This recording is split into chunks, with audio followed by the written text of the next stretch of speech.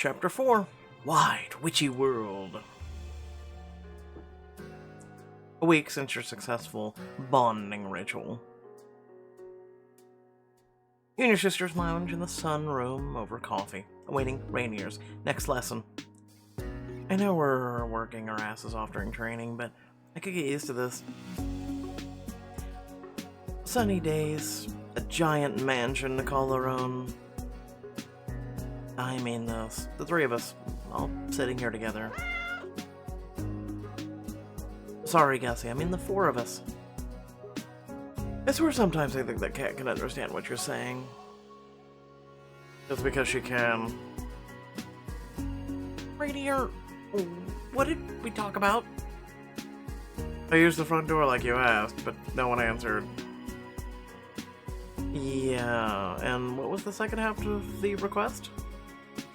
To announce my presence by saying I'm here before entering the room. Lay off Rainier here too. At least we get to see him. I don't care how you make your appearance. As long as you're here, I'm happy. That's sweet of you, Willow, for what it's worth. I value the time we spend. Will you quit sweet talking and cut to the chase, Rainier? Wow. Yeah, I'm on pins and needles here. What did you find out about the Wraith we fought? The Wraith you fought in Magnolia's rental wasn't an ordinary Wraith. He was called Strafa, an evil we imprisoned a long time ago. He and his minions were notorious for causing discord among witches. So that's why we were at each other's throats? That fighting was getting a bit much, and that's coming from a Jersey girl. He won't be the last. Envy, rage, deceit, lust. They're an incredibly powerful race who heighten many emotions. We need to work extra hard. There's no knowing who else might have picked up on our scent. A glimmer of pride and admiration lights up on his features as he takes in your newfound resolve. I couldn't have said it better myself. If you three wouldn't mind joining me in the garden, have some drills to run with you. He makes the unmistakable move to teleport out of the room and then pauses. I'm leaving the room now. Flashbang. See, he's making an effort. Okay, on to the drills. When I toss the ball, I want you all to catch it using magic. Hell yeah. Me first! I want to beat you two with the fastest reaction time. Okay, Saffron, if you're so eager. Catch. Whoosh! Rainier throws what you thought was an ordinary baseball.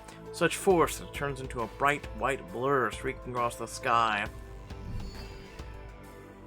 In a flash of sapphire light, Saf shapeshifts into a brilliant red macaw and takes off after the ball. Hey, y'all can't beat my lightning fast reflexes! What happens when a baseball at high velocity collides with a bird? Don't go there, Mags.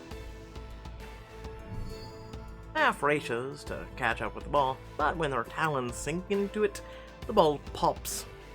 What the hell? You had to catch it with your magic, not your physical form. The orbs in question might have been infused with magic. We wouldn't want you getting hurt, would we? The rustle of feathers, Saf lands back on the ground and turns back into her human self. If I didn't know any better, I'd say you just pranked me. I told you I've been studying humans more closely, didn't I? Rainier?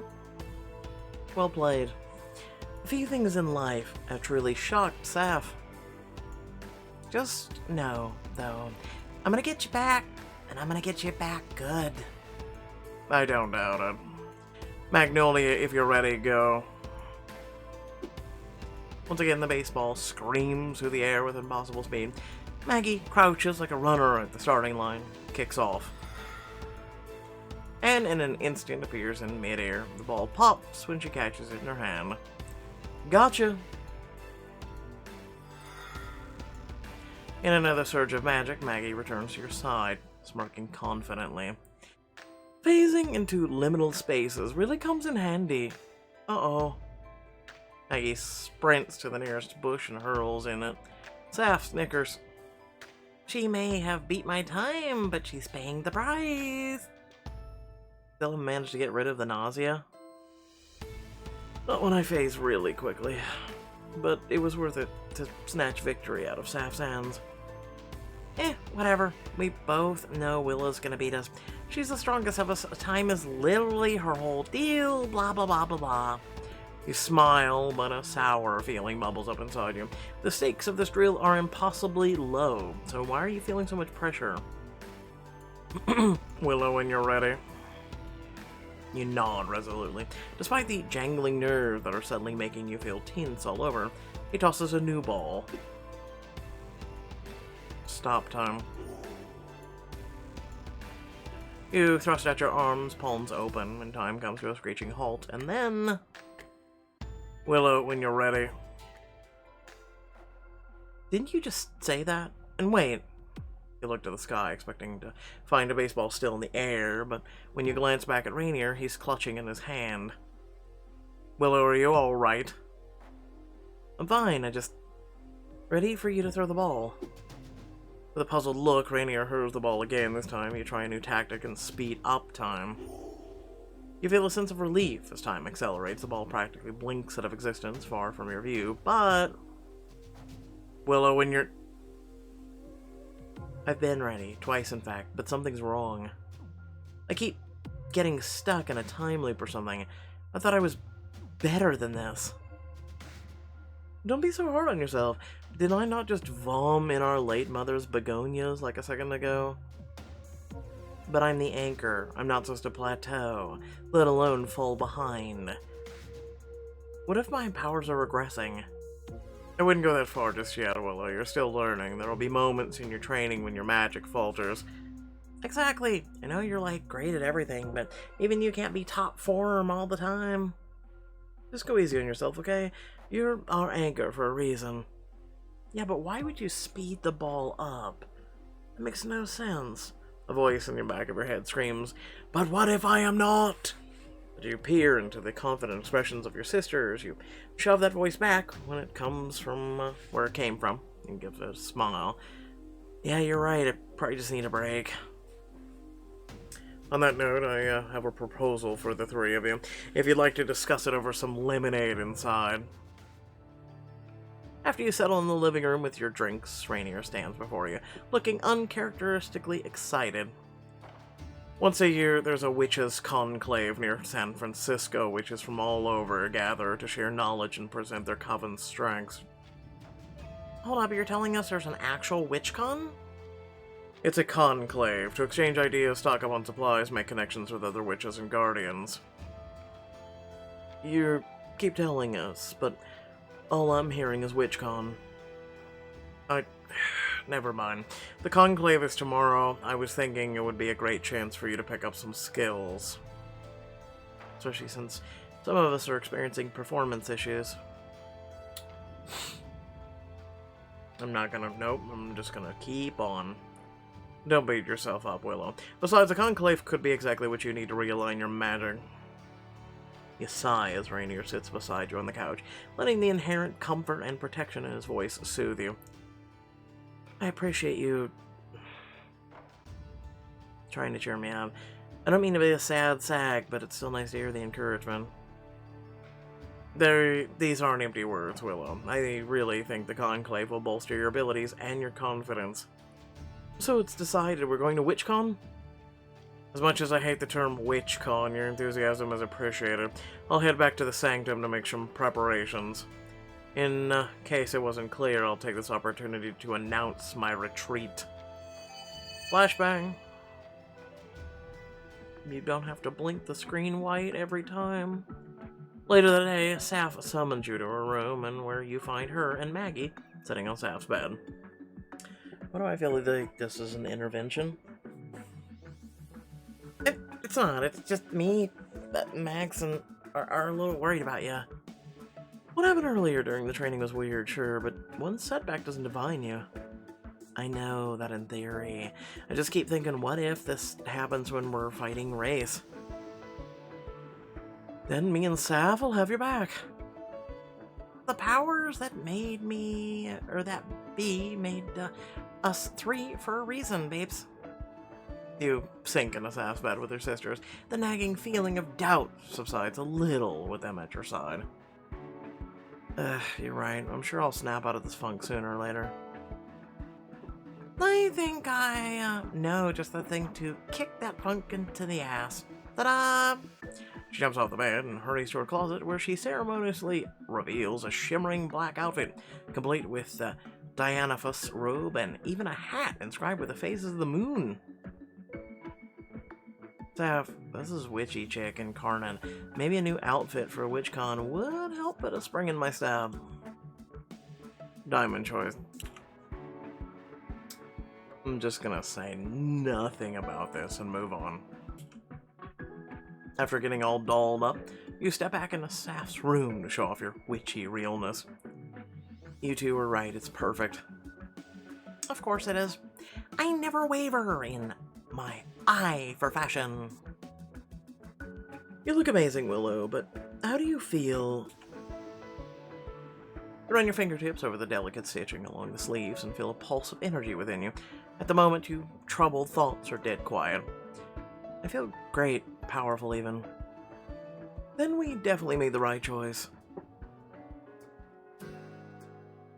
When you descend the stairs bright and early in your new outfit, Rainier is ready and waiting. But when he sees you, his expression slips into one of open appreciation. Willow, you, look, witchy? Bewitching was actually the word that came to my mind. Careful, Rainier. Too much flattery will give me a big head, and then what will I do with this awesome hat? He chuckles quietly as Saf and Maggie join you downstairs, both of them teeming with excitement. Witchcon, here we come! With one final long-suffering sigh at the term Witchcon, he teleports you from your home. Flashbang. Oh, it's been a long day. You open your eyes to a busy convention center swarming with people. There must be thousands of people here. Are they all witches? And occasionally they're guardians. If we're lucky, we may run into some of my old friends. Everyone looks so normal. Everything's so out in the open. Potion making, familiars, spell casting demos? Is this real? God, I wish it was. I'd ask to go. Oh yes, Saffron. This place is heavily warded against race, and non-witches have no ideas here.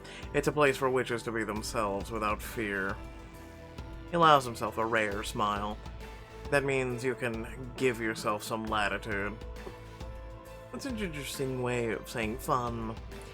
There's a lot of exhibitions to see, but I strongly recommend visiting the potion brewing station first. Follow me. Huh. I wasn't expecting the set of a reality cooking show. Yeah, where's the cauldrons and Eye of Newt and stuff? Modern witches make do with what they have. Now focus up, the lesson is starting. The witch behind the counter has quick hands. A pinch here, a dash here, a crowd begins to form. You three look interested. Would one of you like to join me for the demonstration? She drops a final ingredient into her cauldron with a plop. Blue sparks flying into the air, drawing gasps from the crowd. That sounds like a job for Willow. Coward. Not to worry, dear. I always go easy on fledgling witches. Now come on, join me. You take your place behind the counter, peering into the pot full of boiling something. Currently, this potion is a blank slate, brimming with potential. Adding fun fruit, spicy peppers, or tranquil tea will alter its effects, my dear. What's your instinct? Your tranquil tea, fun fruit, spicy peppers. Something we're gonna drink, so let's go with fun fruit. Wonder if it'll be like fizzy and lifting drink, or more like a party till the sun comes up kind of juice. Bet it tastes like dragon fruit vodka. This could be you instead of me. You pick up a juicy dragon fruit and gingerly drop it into the cauldron. Instantly the potion bubbles and pops as it turns into a vibrant shade of pink. Sensational! This particular potion can bring out anyone's inner child for a limited amount of time. It's very potent. Can I drink it? I volunteer. The crowd cheers as the bubbles in the brew begin to pop, creating brief whimsical sounds as they do. Tinkling bells, cheerful music, and even the faintest sound of laughter. Now all that's left is to give it a taste.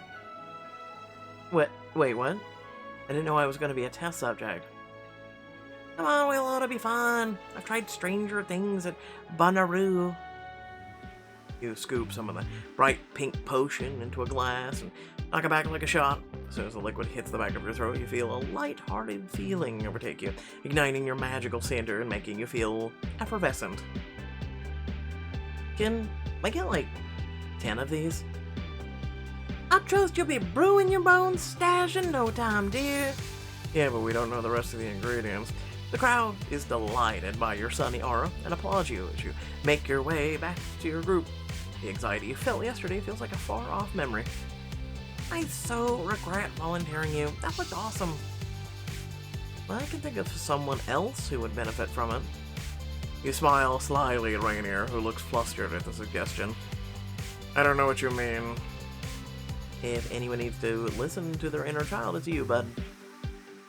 Before you unleash some sort of, or more, hilarious jokes at my expense, so let's move on. A short while later, you're crossing the fairgrounds, or outside the convention hall. They have fairgrounds. It can't be Rainier? You turn to the sound of a sudden voice and find a well-dressed person standing among a group of witches. To your surprise, Rainier lets out a triumphant laugh and bounds over to hug the stranger. Didn't peg him as the hugging type. Come meet my good friend Enoch. He's one of the guardians I trained with. And right now I'm feeling very underdressed. Rainier, do you always leave the house in uniform? And here I thought all guardians were as formal as him. Introduce yourselves to Enoch and his coven. Best friends Suki, Marley, and Quinn. Is this their first time at the conclave? You must be having so much fun. Cute. Not everyone comes to this place for fun. Yeah, this place is to learn. It's been nice to learn more magic. Obviously, we get a lot of training with Rainier's lessons, but it's cool to see witches being hands-on. Ah, Rainier's lessons. Tell me, have you been using the lesson plan you obsessed over during training? With some tweaks, I've learned that some flexibility is needed in our role. Flexibility? I never thought I'd see the day. Which exhibition are you visiting next? If you'd like, you can come along with us. Actually, we were about to head off. There's a meadow at the edge of the protected zone. We were gonna play a game of Witch Queen's Favor. Okay, you can't just bring that up and not tell us what it is. Like, capture the flag. Each witch has a key. Their opponents have to use magic to get the key off of them. By physical force, but strictly physical force is forbidden. That sounds like a fun challenge. Maybe we'll play when we get back home. Or, if Enoch and his coven don't mind, what if we play teams? Our coven versus theirs. It's a competitive screed. We'd be honored to compete with your coven, Rainier. If you think you can beat us. Diamond choice. You are so on. All we have to do is tell him to go home and he'll flashbang everyone. Then we'll take the keys by magic. We'll show you what our coven is made of. I don't doubt it. Let's go. You head to the edge of the protected zone where a wild meadow sprawls out for miles all around you. Okay, just so we're clear, each team has one key. Our opponent is trying to steal it from us? Exactly. Your goal is to keep your key protected while trying to steal the other team's key with magic. If I were you, I'd make sure the key changes hands as often as possible. Sounds easy enough. You say that now, but we're seasoned pros. Good for you. And we're not gonna go easy on you.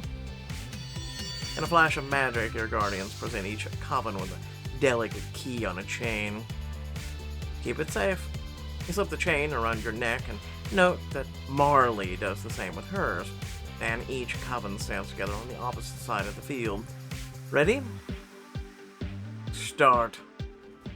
The scene is instant chaos, as suddenly the ground beneath your feet begins to rumble and shake. The three of you hold onto each other to keep from falling. Who's doing this? That would be me. Glance over to find Suki crouched with her hands pressed firmly to the ground. Quinn is sprinting toward you, and Marley seems to have disappeared altogether. We've got our work cut out for us. Luckily, I've got a workaround. Key me, Willow. You toss the key to Saf, who catches it midair.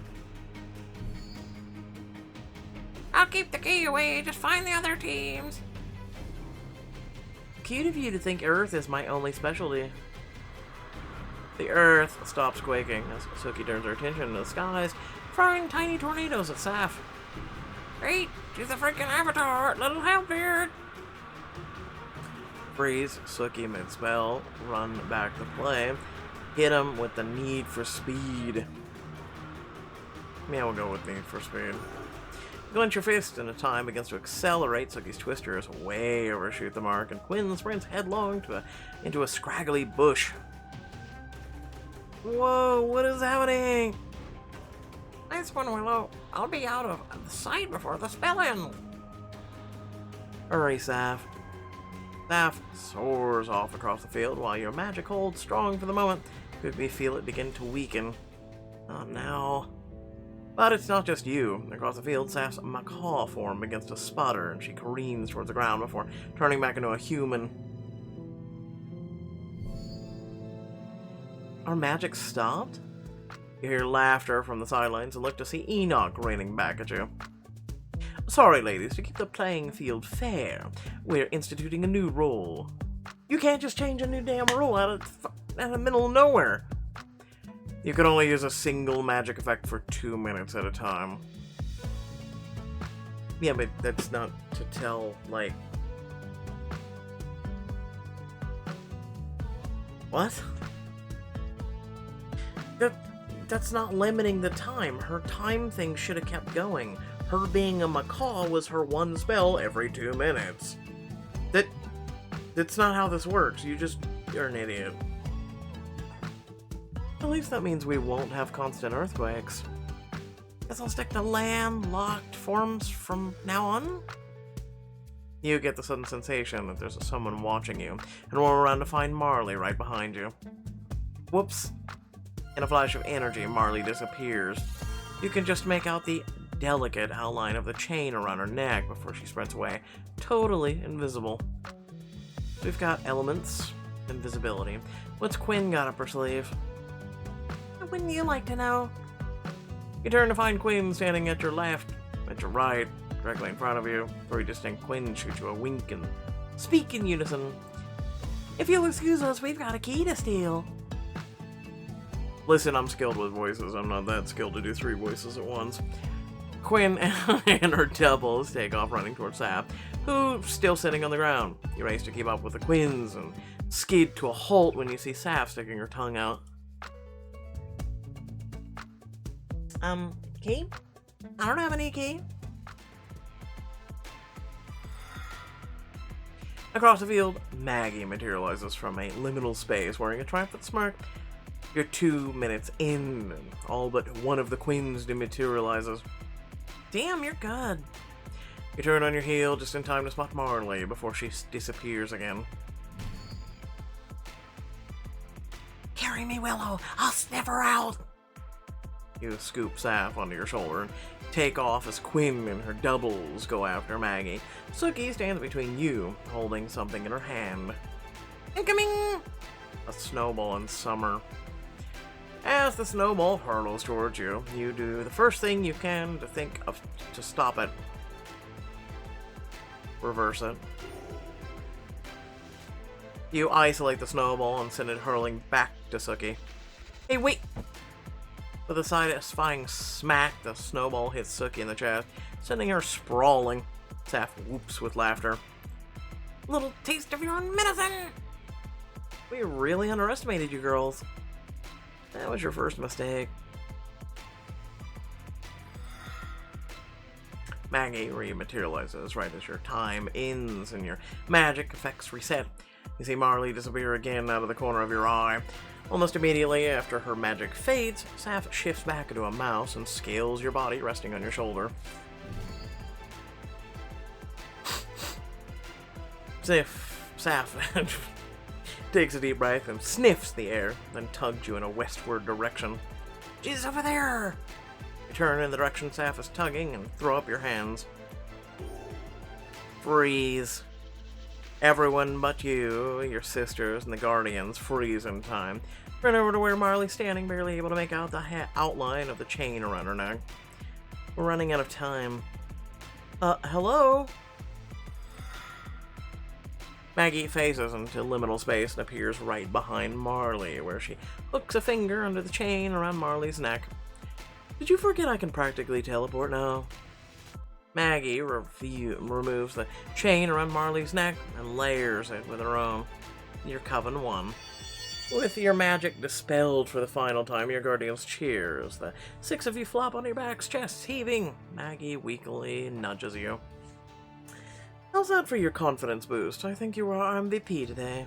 He has the ability to freeze or slow time, or accelerate it, or reverse it. Of course she's your MVP. This is the woman who made the winning maneuver. Honestly, though, I'm just glad we had fun. Now that I know there's a whole genre of Witchy games, I'm never going back. Yay! I have a whole list of games you might want to try at home. Let's go, Hallowell sisters. You all get to your feet as Rainier and Enoch approach. Enoch rolls his eyes at the brilliant smile on Rainier's face. You're never gonna let me live this down, are you? Can I just have a moment to bask in the glory of my coven? With a good-natured laugh, Enoch presents you a small locked chest. Is this our prize? You won fair and square, though I'll warn you, I only prepared a prize for one recipient. You insert your key into the lock, and the chest falls gently open to reveal a single potion. Potion of Courage, accept your prize. You take the potion and pocket it, smiling as the other witches cheer for your victory. No, this will come in handy later. Oh, I'm sure. And, sorry, Enoch, but, we should run. This familiar exhibition starts soon. Seriously? I wouldn't mind seeing some dragons and unicorns today. I temper your expectations. Most familiars look like ordinary house pets, like your friend Asparagus. Never heard anyone call Gus by her government name before. About Gus, you said earlier she can understand what we're saying. Is that a familiar thing? Why not check out the exhibition and learn for yourselves? She's learned of everything. She knows your dirtiest secrets. Welcome, loves. I take it you're here to see our critters. We're interested in learning more. We have a familiar at home, though I'll be honest, I thought she was just a regular cat for years. Then she played her part well. Familiars quietly hone and strengthens the coven's magic, but that doesn't mean they can't learn some fabulous tricks. The rabbit, toad, and cat you seem roaming about our mine, and quite used to being handled. They can perform a variety of low-level spells. If you'd like to see what they're made of, simply channel your magic into them and order them to complete a task. Eagerly, you and your sister step into the enclosure. You hone in on the cat, reminded of your beloved Gus. I love kitties. Hey, cutie. There you got some fancy tricks up your sleeve. Stroke the cat's silky head, smiling as he purrs in response. With a deep breath, you both focus on your magic core and then channel your energy into the cat through your fingertips. Whoa, this is amazing. Okay, kitty, for our first act, let's try breathing fire, making music, teleporting.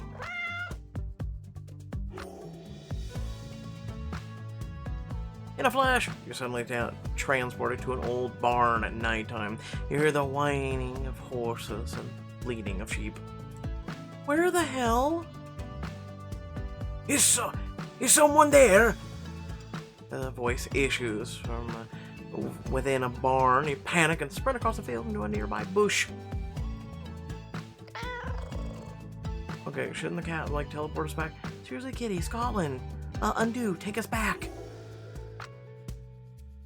Oh, thank God. Maggie, Saf, and the witch running the exhibit will giggle at the chaos you create, and even Rainier's stifling a smile. That was unexpected.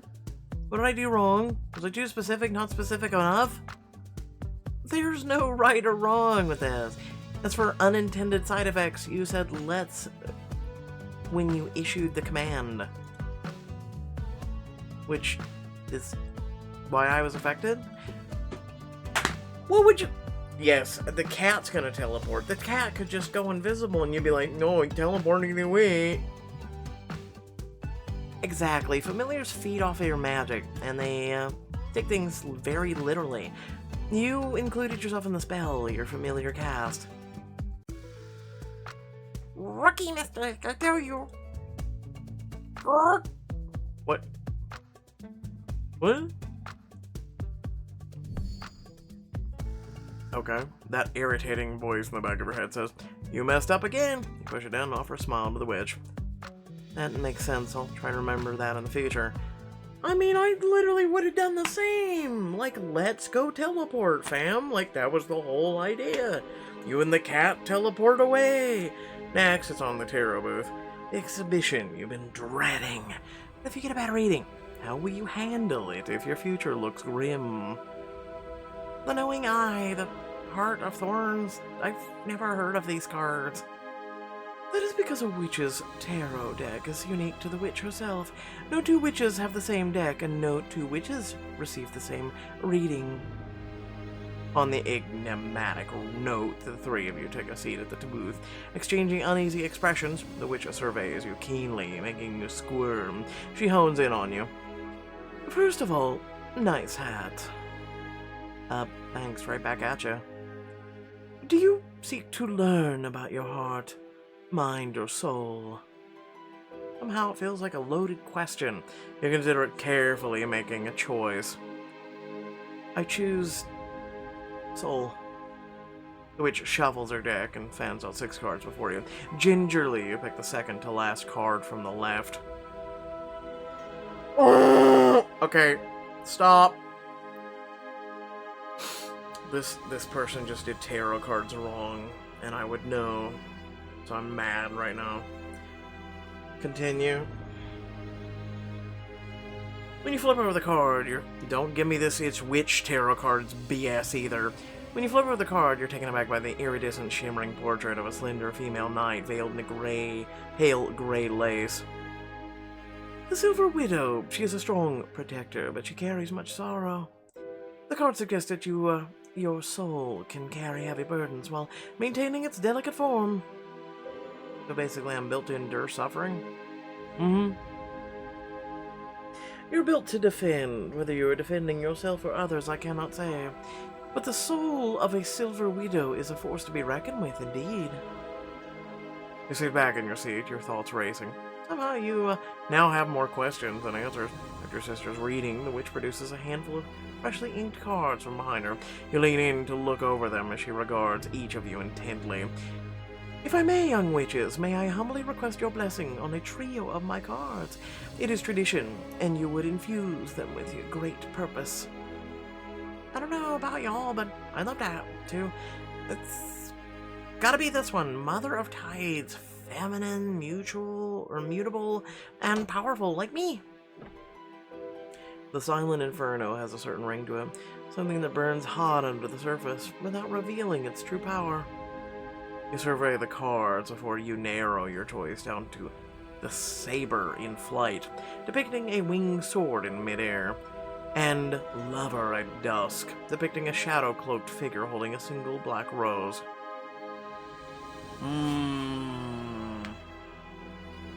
We'll do Lover at Dusk. I like that one. I bestow this card with a reminder of the importance of love even in the darkest of places. And so it shall be. The three of you gasp as your cards dissolve into a silvery light, then rematerialize in the witch's hand. She inclines her head respectfully. Thank you, sisters. From now on, I will carry you with me wherever I go. As will we with you. I'm okay. We'll talk at the end. As the conclave winds down, you head to get a bottle of water while your sisters and Rainier wait. On your way back to them, you bump into Enoch. Oh, Willow, sorry to impose. I was just wondering if I might have a word. Anything for Rainier's best bud. You grin, but surprisingly, Enoch doesn't smile back. His mouth is set in a hard line before he speaks again. About that, you see, Rainier actually did have a best friend, a guardian named Bronwyn, who trained with us.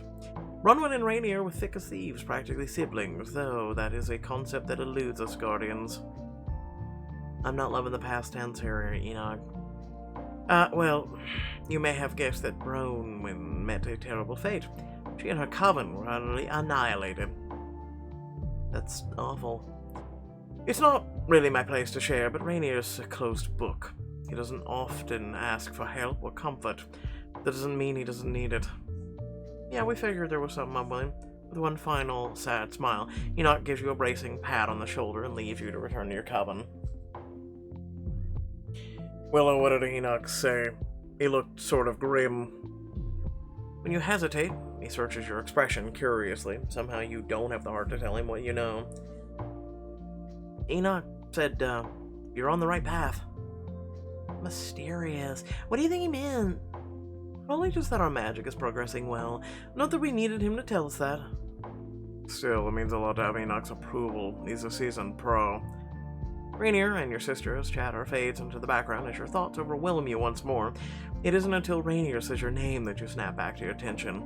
Willow, I plan one more activity if you're interested. A powerful anchor named Maeve offered to teach you spellcraft. Her guidance could help you recenter you all, especially after your battle with Strafa. What an incredible opportunity. I wouldn't mind learning a new fancy spell. Diamond choice. Let's take the opportunity. You and your sisters head to the convention center bar where you find an older witch sitting alone on a stool. Ah, welcome. You must be the Hallowell Coven. And you must be Maeve. Thanks so much for agreeing to a private lesson. It's no trouble, really. I'm happy to guide young covens on their magical journey. Bravia takes seats at the bar as she hefts a massive book onto the surface. She flicks her wrist and the pages flip open on their own. The spell I'd like to teach you is a grounding spell, part of a series I developed years ago. Your guardian tells me there's been some setbacks in your arcane training. You shift uncomfortably on your stool, feeling like one kid in class who failed a test. I had a bit of a hiccup yesterday. It wasn't a big deal in the scheme of things, but it really felt like one. I guess I'm worried. Something seriously wrong? We've been stalked by a powerful Wraith before. What if some dark force is interfering? I understand your fears. To start the healing journey, could the three of you kindly join your hands and repeat after me?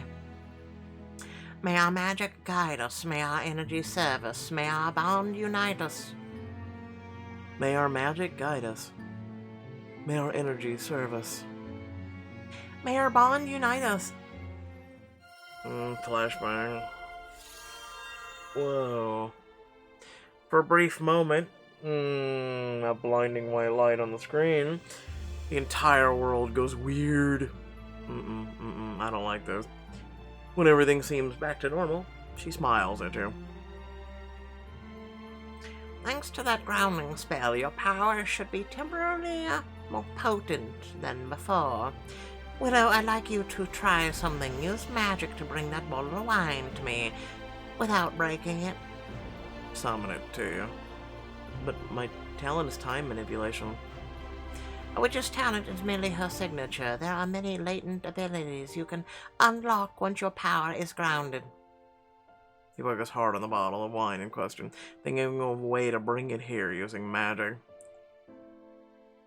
Float it over or teleport? We'll do teleport. You focus your attention on the bottle of wine and let out a startled yelp when it disappears. Did it work? To your right, she's already pouring wine into 4 glasses. I would say so, young lady. Nice one, Willow. A little trick could come in handy.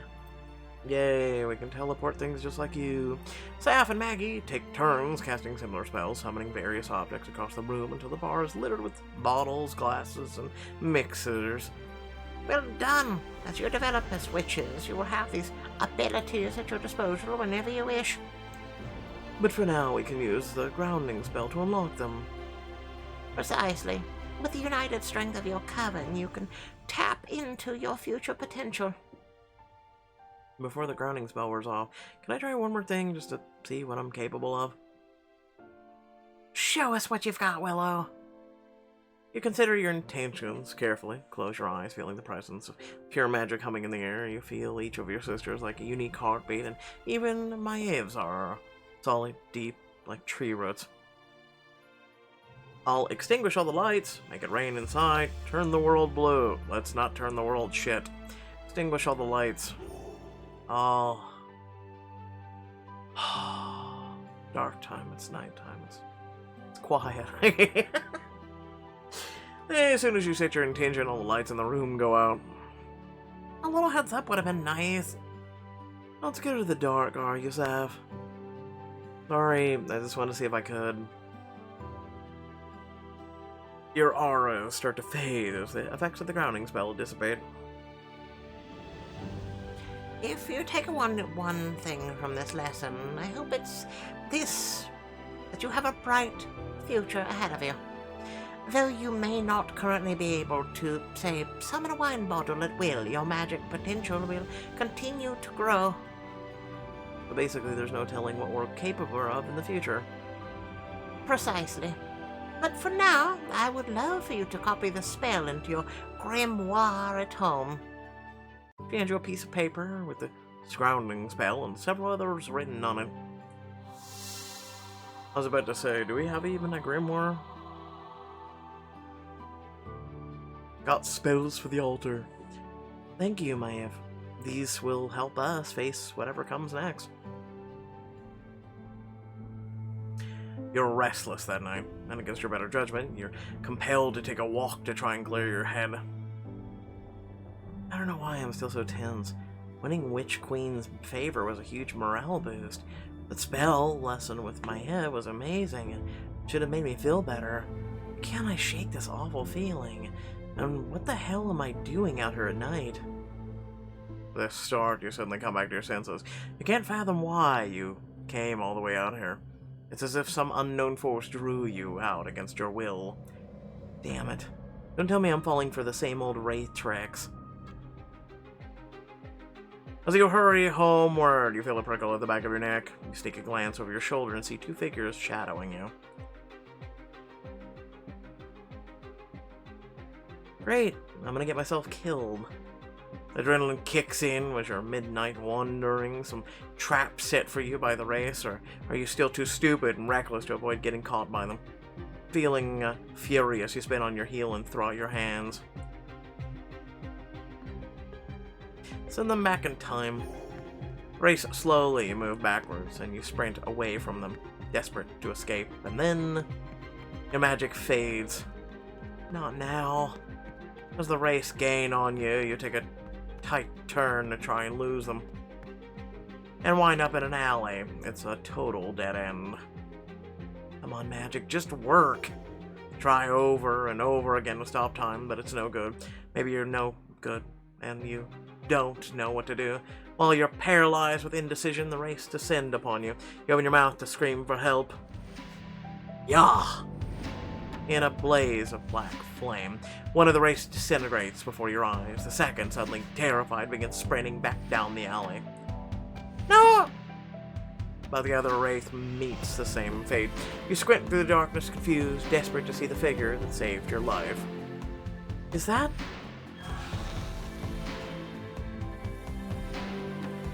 It's your boy. It's the attorney. Didn't have pest control on my to-do list for the night, but lucky for you, I'm a flexible guy. Mr. Bell? You're a wraith? Name's Kane, actually.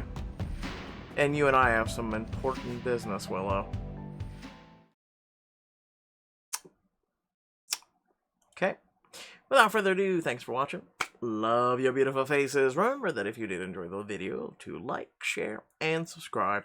Leave a comment down below. telling me exactly what you think of the chapter and the whole 9 yards.